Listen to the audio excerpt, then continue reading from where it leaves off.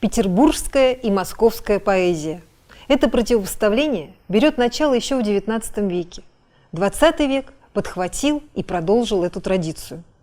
«Литераторы в чем-то копируют свои родные города», – сказал Александр Кушнер.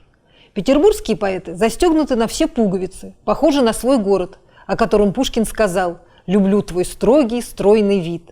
Они склонны к классическим традициям – торжественность, ясность, изысканность. Сдержанность и аристократизм Ахматовой, закрытый загадочный Блок, Мандельштам с его архитектурностью порождены атмосферой Петербурга. Они пишут свой петербургский текст. Московские авторы более распахнуты, разбросаны. Они дерзко нарушают каноны, правила, выплескивают эмоциями и откровенничают, и изобретают. Они более креативны, как сказали бы мы сегодня, но и более эклектичны. Бросающий вызов Маяковский, захлебывающийся, сам себя перебивающий Пастернак, безмерная Цветаева. Я ни в одну форму не умещаюсь, даже в наипросторнейшую своих стихов, говорила она. Используя цветаевскую формулу, можно сказать: петербуржцы таят, москвичи являют. Героиня Цветаевой многолика. Если мы откроем ее два сборника «Версты» 16 и 21 года, нас поразит многообразие самых характеристик лирической героини. «Я бродяга родства непомнящий, корабль тонущий.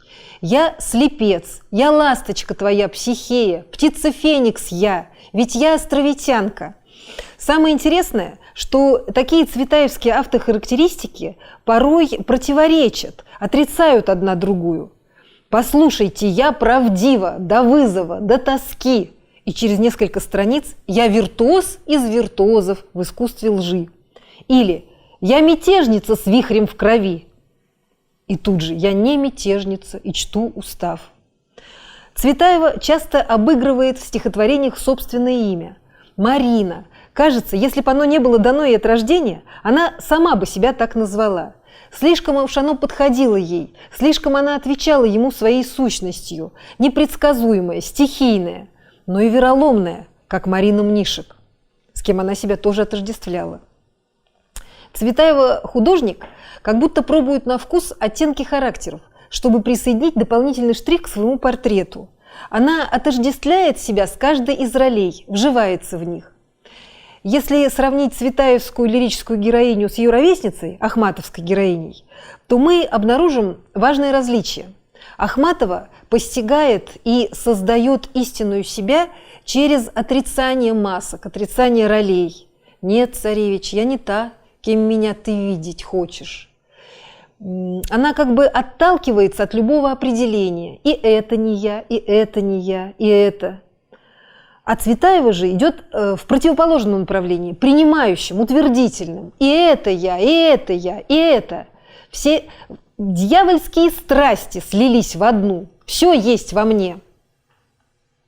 И вот в январе 1916 года 23-летняя Цветаева едет в Петроград. А пригласили ее издатели журнала «Северные записки» Софья Львовна Чацкина и Яков Львович Сакер. Этот литературный и общественно-политический журнал просуществовал всего 4 года, но он привлек очень многих поэтов и поэтесс. Саперный переулок, дом 21. В этом доме и жили издатели «Северных записок». Об этом доме так написала Марина Цветаева. «Это был дивный дом, сплошной нездешний вечер. Стены книг с темно-синими дорожками обоев, точно вырезанными из неба. День и ночь камин, и день и ночь стихи, особенно ночь. 2 часа, звонок по телефону. К вам можно? Конечно, можно. Мы как раз читаем стихи». Читали стихи и по соседству. Саперный переулок, дом 10. В этом доме в 5-й квартире жила семья инженера Канегисера, чей сын Леонид был поэтом и другом Есенина. Здесь существовало что-то вроде литературного салона. По вечерам собиралась очень интересная компания. И на один из таких вечеров в январе 16-го и явилась Цветаева. Здесь был весь литературный Петербург, за исключением Ахматовой и Гумилева.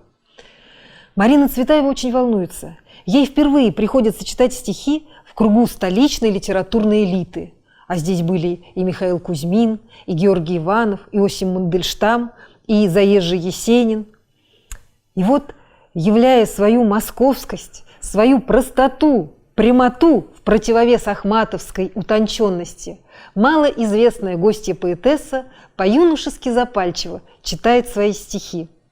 Ясно чувствую, что читаю от лица Москвы, и что этим лицом в грязь не ударяю. Всем своим существом чувствую напряженное, неизбежное при каждой моей строке сравнивание, а иными и сталкивание нас с Ахматовой. Это было ее первое самоопределение как московского поэта перед лицом рафинированной петербургской культуры. Всем запомнилась ее независимая поэтическая манера. Но главным для нее было не соперничество двух столиц, а содружество. И если я в данную минуту хочу явить собой Москву лучше нельзя, то не для того, чтобы Петербург победить, а для того, чтобы эту Москву Петербургу подарить. Так же, как в 21 году она посвятит Ахматовой строки: «Соревнование короста в нас не осилило родства, и поделили мы так просто твой Петербург, моя Москва». Здесь она дарит свою Москву изысканной петербургской поэзии. «В певучем граде моем купола горят, и Спаса славного славит слепец бродячий, и я дарю тебе свой колокольный град, Ахматова, и сердце свое в придачу». Так же, как Блок и Ахматова создают петербургский текст, Цветаева пишет свой московский текст, творит свой миф о Москве. Это и 7 холмов, и 7 колоколов, и 40 сороков церквей, и синева подмосковных рощ, и слепцы, бредущие Калужской дорогой. Все православное, допетровское, былинное, песенное. Стихи о Москве запечатлели облик канувшего в небытие легендарного града. Они должны были войти в сборник с символическим названием «Китежград». Шел последний год Старого мира. Поэт хочет запечатлеть облик России, Руси и ее жителей. Это была Москва последнего часа и раза, на прощание, пишет Цветаева. Над этим цветаевским циклом «Стихи о Москве» петербургские поэты, по признанию Адамовича, ахнули над прелестью, над неожиданностью этой цветаевской Москвы. «Москва, какой огромный, странно приимный дом, всяк на Руси бездомный, мы все к тебе придем». Тогда, в 1916 году, устремившемуся за ней влюбленному Мандельштаму, Цветаева дарила свою столицу, проводя его по своим любимым местам, рассказывая легенды.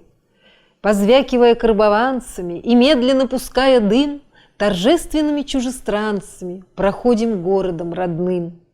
Но не только город, и сердце свое она готова подарить собратьям по перу, поэтам, предшественникам и современникам. Во весь свой размах душевный поет она хвалу Блоку, позднее в прозе с любовью, с горечью вспоминает Кузьмина, Белого, Максимилиана Волошина. Цветаевские посвящения поэтам скорее нужно назвать приношениями. Так самоотверженно она всегда забывала, что она поэт. С поэтами я всегда забывала, что я поэт. Молитвенное благоговение окрашивает цикл «Стихи к Блоку». В них петербургский поэт предстает неземным духом, божеством, с которым нельзя встретиться при жизни и которого по имени нельзя окликать. Поэтому Цветаева не называет имя, а заменяет, шифрует его, используя блоковские же снежные метельные образы. «Имя твое, льдинка на языке, с именем твоим сон глубок, ледяной глоток». Мы так и слышим это неназванное имя – Блок. Ахматова в стихах к Ахматовой, цветаевских, наделяется бессмертным именем Музы плача. «О, муза плача, прекраснейшая из муз! О, ты, шальное исчадие ночи белой, ты черную насылаешь метель на Русь и вопли твои вонзаются в нас, как стрелы, и мы коронованы тем, что одну с тобой мы землю топчем. Михаил Кузьмин для Цветаевой сновиденно невесомый, в нем видится ей родное сияние. В Мандельштаме она угадывает молодого Державина, называет Осипа Мандельштама божественным мальчиком. Действительно, вряд ли у кого-то из поэтов после Пушкина можно встретить подобную щедрость души, бескорыстное преклонение даром, бескорыстное восхищение даром собрата по перу.